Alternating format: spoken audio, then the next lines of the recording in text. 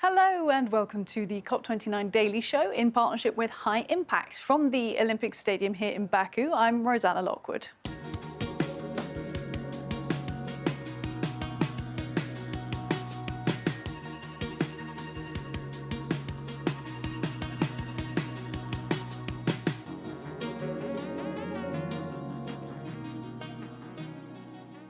Well, this COP has come to be known as the Finance COP, and today of all days is Finance Day.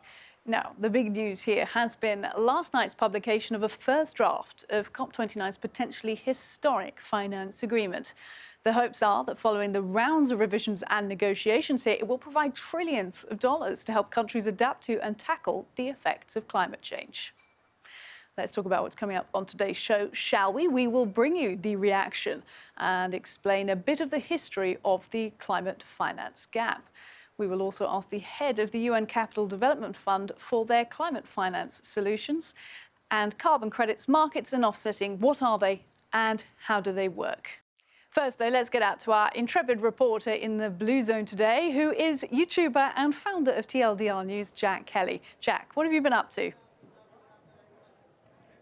Hi, Rosanna. Yes, this has been described by many as the Finance COP, and today is Finance Day. So it's an important one to work out what spending commitments people are making and the expectations and commitments. We found out more on the floor today, and we'll be with that later in the show. We will go back to Jack later in the show, but first let's talk about this, the fact that billions of dollars are already being spent on helping developing countries deal with the consequences of climate change. But the consensus here at COP29 is that trillions of dollars are needed to help them. Let's take a look at what people here are calling the climate finance gap.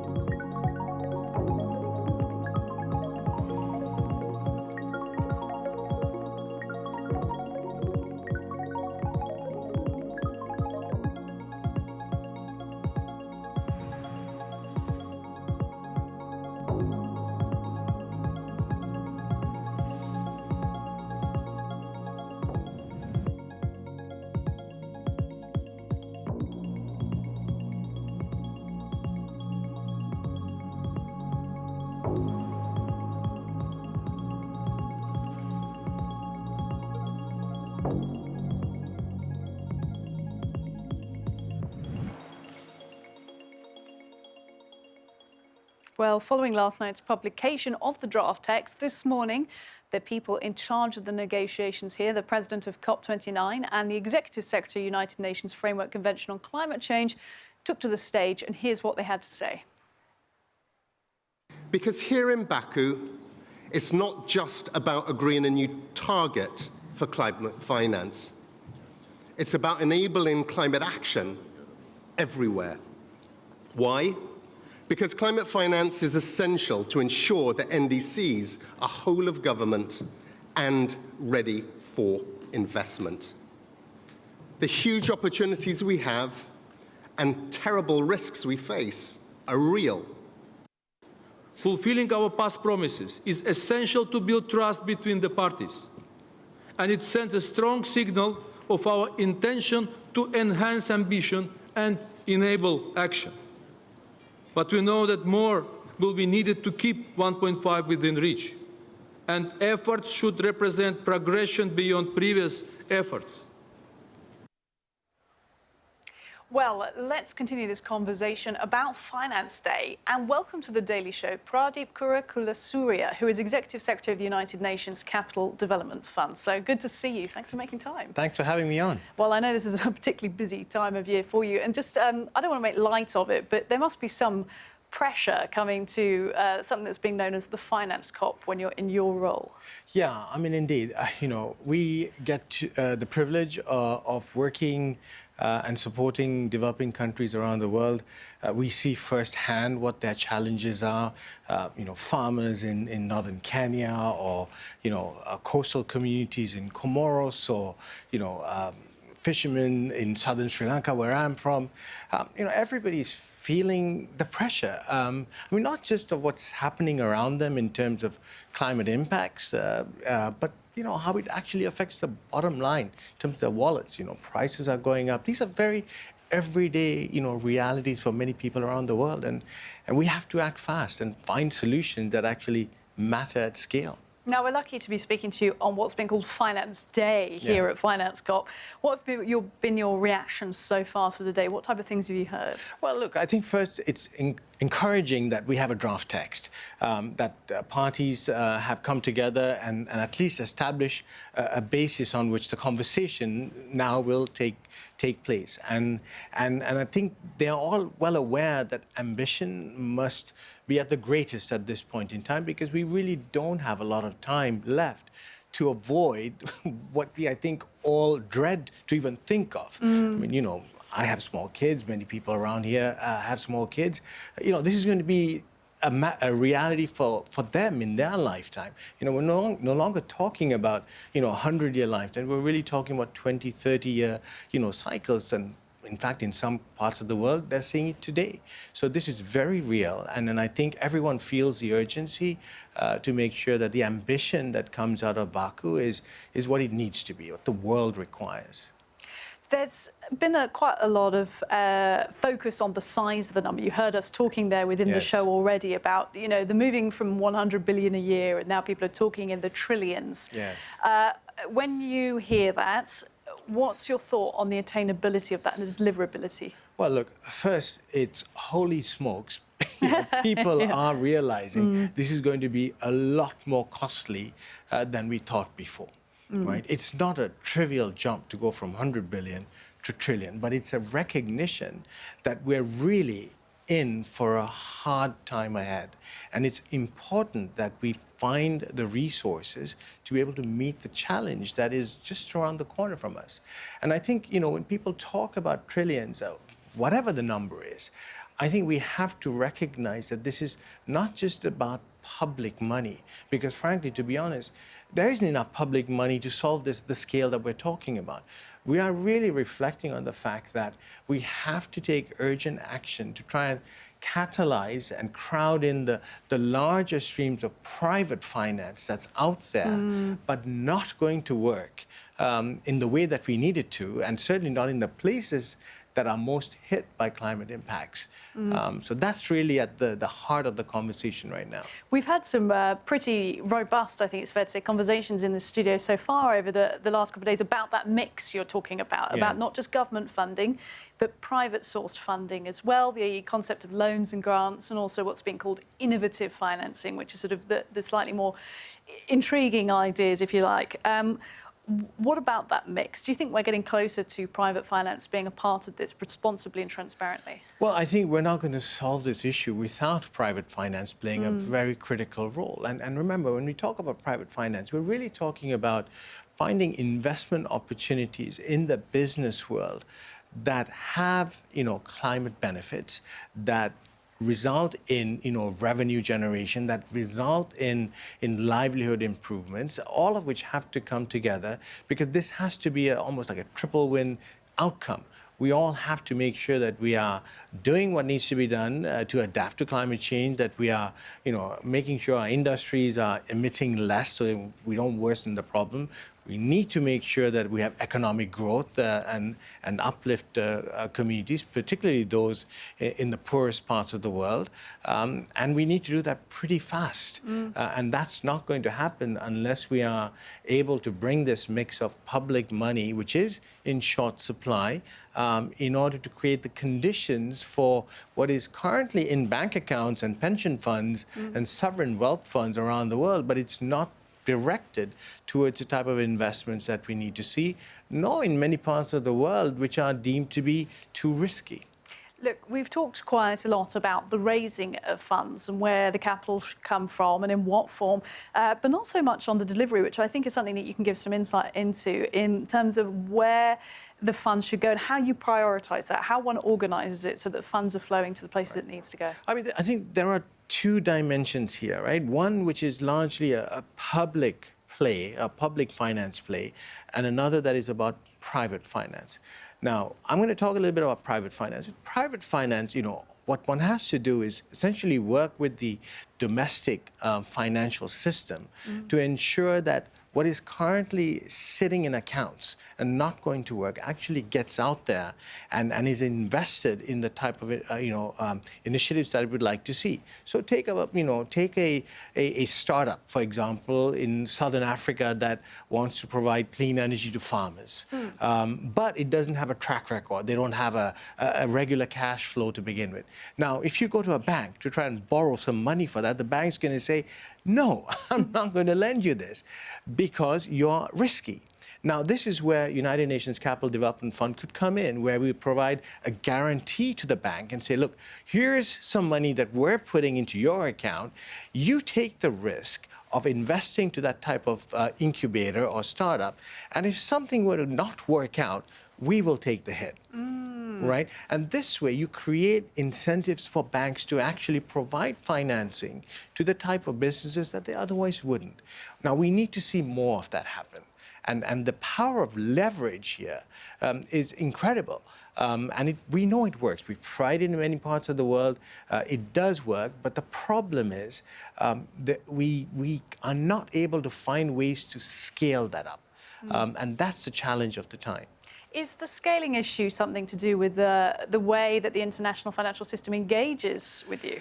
I mean, it's a myriad of issues, right? First, I think most of the banks that we're talking about are regulated. They have shareholders. They are regulated for a reason. We want them to be able to borrow at low rates so that they can lend at not so high rates. But the reality is that also places limits in the amount of risks that they can absorb. And this is where, institutions like ours in the United Nations, we are able to come in and provide capital to essentially de-risk that environment. And that's important. It's great to know, and a really good day to get your insights, particularly the Executive Secretary of UNCDF, Pradeep Surya. Thank you so much. Well, coming up after the break, we're going to be out in the Blue Zone once again, finding out just how much money people think countries need to deal with the consequences of climate change, and we'll be trying to demystify carbon markets.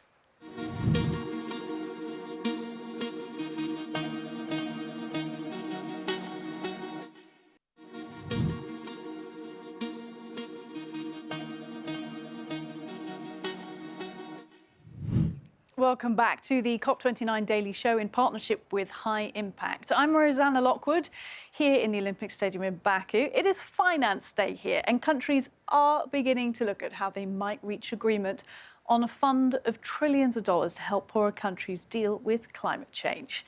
Now, Jack Kelly from TLDR is in the Blue Zone for us today. Jack, tell us what you've been up to. Yes, so it's Finance Day at Finance COP. So we were on the floor today finding out what commitments people needed in order to meet the ambitious finance goals. Here's what we found out. You can never get too far away from an acronym here at COP, and today's one is NCQG, which is the new collective quantified goal.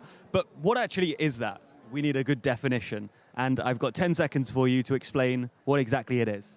So NCQG is the new collective quantified goal, which will be the amount of climate finance that must be transferred from the global north to the global south. Just over 10 seconds, that's very good time. But actually defining how much money is needed is a much more difficult question, as we've been discovering on the floor today. For the emerging market and least developed countries, we're going to need 2.4 trillion by 2030. So those are your numbers. That's the math. The current floor is 100 billion. What are your hopes that will increase in the future? The needs assessment that has been done reflects that there's, $5 to $6 trillion in needs. Are we going to get that?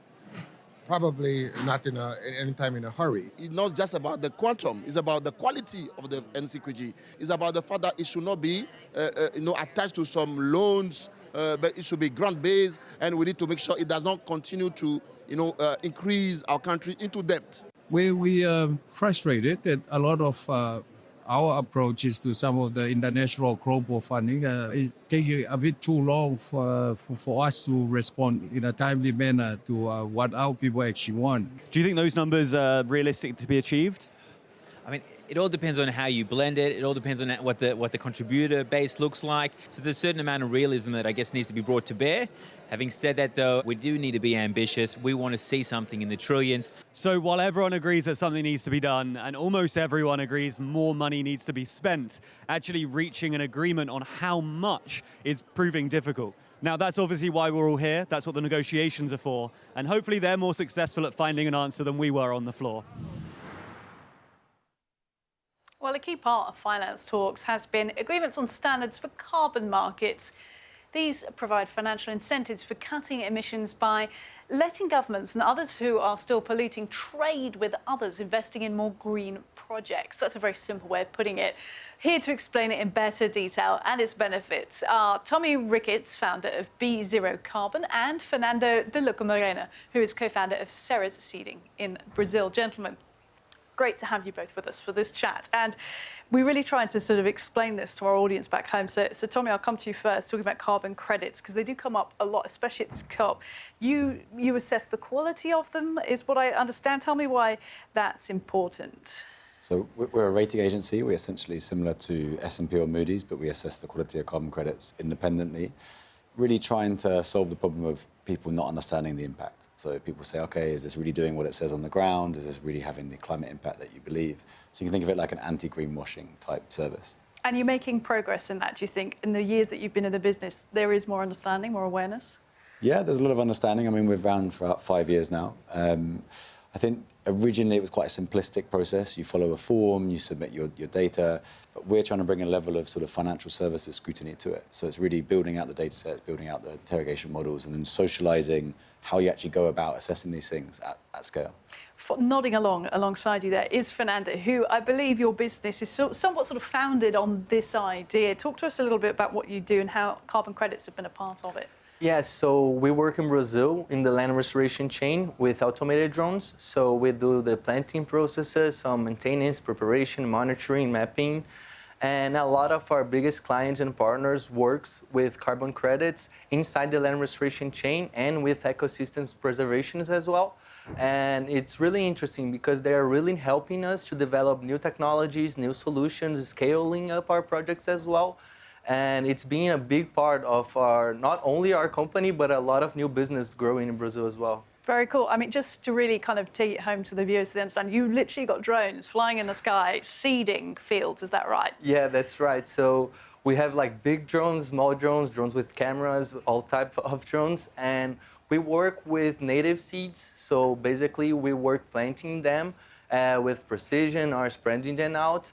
And in a lot of different land restoration processes as well. And it's kind of technology just helping the land restoration scaling up in Brazil and the whole world.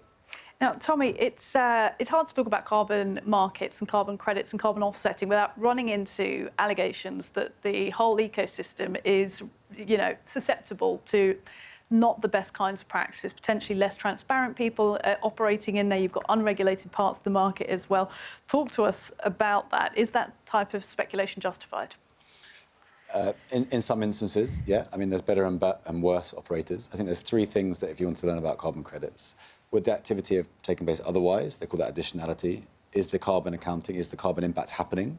And is it there for the time promised? And actually, if you boil those three things down, and you assess them, that gives you a pretty good understanding of where they are on the scale. And a rating is supposed to say, are you a very high likelihood of delivering that impact, or actually does the data not really support it and actually you've got a very low impact? And that way you kind of unpack this problem and you provide a sort of data-driven approach as opposed to a kind of gossipy, journalistic approach. I'll try not to take umbrage to that. Fernando, is this something you've encountered when you've been growing the business, that there are potentially those who aren't in it for the right reasons?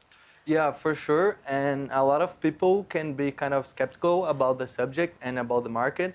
But what we know and what our clients and our partners work with, it's really helping actually the development of new solutions to the land restoration chain. So the experiences I have are all good, and of course, they're really doing something important to the ecosystems in Brazil and in the whole world. A lot of different companies do the same. So I've experienced some experience with that, but our partners are really do the right job, and for sure they're bringing a lot of benefits to our ecosystems. Let's talk about COP29. We're all here in Baku in Azerbaijan. And so, what is it you're wanting to get out of this event? So I think this is, the finance COP, this is about countries coming together and providing clarity on what they want from our side in carbon markets. So countries can trade amongst one another. They can trade through a UN system or bilaterally. And for many years now, they've sort of been umming and ahhing and teetering towards a resolution. But it looks like they might actually deliver something useful. And that allows the market to come in, the private sector to come and actually build the solutions to actually deliver the carbon finance to the actual activities. Have you taken a look yet of the draft of Article 6 and anything that might be coming? Yeah, the drafts have dropped. There was obviously the announcement on Monday or Tuesday, and then there's sort of progress today. I think the key thing is just to say, look, can we have certainty under the UN framework that the countries can then adopt some frameworks and the capital can start moving? That's what you're looking for, certainty. Is that something you would agree with, Fernando, that, from this you're looking for that clarity and a plan? Yeah, for sure, I think. And in Brazil, we actually need to work a lot on this as well. So I'm trying to bring all those experiences back to Brazil, back to our partners, and showcase how people are doing it so we can do it there as well. So it's something that it's going on, and in Brazil, we are kind of really behind. So just trying to get all those experiences and bring back to my country so we can just accelerate it. I'll come back to you just at the end to talk about Brazil, because it's, of course, playing an important role next year. But I just want to go back to carbon credits and carbon offsetting. Is it an excuse? This is one of the big topics, Tommy. Is it an excuse for polluters just to keep on polluting if they can find a way around it? Great question. I think categorically no one that works in carbon markets would say it's the only solution. It should be part of the solution. And second of all, the evidence from corporates is that those that set a price on carbon and use carbon credits are twice as likely to decarbonise. So the evidence is quite the opposite, but it's obviously a very heuristic belief that, this is like an excuse not to do anything. Which countries are you seeing that are adopting it best, if you know any case studies? Yeah, Singapore is showing really good leadership in this area. I think you're seeing some good leadership from Japan. Obviously, the European Commission and the UK are doing some great work. So even Brazil, to be honest, Brazil's taking a pretty good leadership in this area in terms of their domestic market. So there's quite a lot of fun activity going on. Great. That tees us up nicely then to talk about Brazil, because the host nation for COP30, we're in what's called the Troika currently, with Azerbaijan being the second post. Next year, if everyone heads to Brazil, which is planned, what will you be hoping to see from that, Fernando? Yeah, so I'm hoping to see things actually getting done. So I think we do a lot of planning in the COPs, and that's really important. But hopefully, COP30 will be the COP that we will actually see action going on and everybody together in the plan we've did for the last few years. So it's going to be really important. It's going to be really huge, actually. Brazil, it's one of the countries that has a lot of opportunities for different carbon projects, and not only that. So yeah, we're really, really excited to be receiving everyone. And I think we need this attention. In Brazil, we are dealing with some fires that's been really, really bad. And it's going to bring a really important attention to this problem as well. Fantastic stuff. Gentlemen, it's been really interesting speaking to you both about carbon markets and offsetting. Fernando de Luca Morena and Tommy Ricketts. Thank you.